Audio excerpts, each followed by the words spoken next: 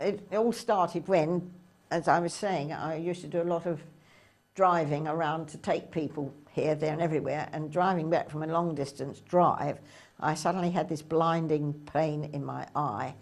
and found the next day I couldn't see properly because I'd had a stroke. I'm not quite sure how SAVI eventually first came to me, but I had Valerie Fiddler come to me, who was absolutely fantastic and very understanding about the distress I was getting, a sheer frustration, not being able to do things. And she carefully took me through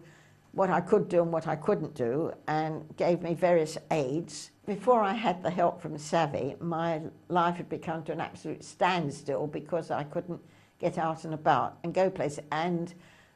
she arranged for me to have a communicator guide, which soon after I then had cancer, which made life even more difficult. But the communicator guide was able to take me for health appointments and also to get various equipment and that to help me with that problem. SAVI have helped me both mentally and physically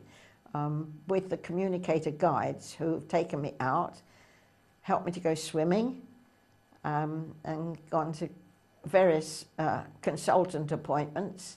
and sat in on them, which was very important because half the time I didn't understand what they were talking about, and my communicator guide would then explain to me afterwards,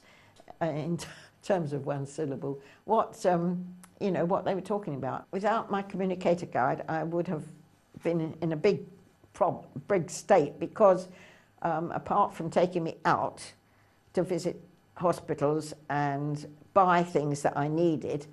I've also had a great deal of help with paperwork. It's kept me solvent with advising me what I could do and what I couldn't do, make sure I didn't get bankrupt, etc. So that's how SAVI has helped me, mainly with enabling me to get to places and help me, and also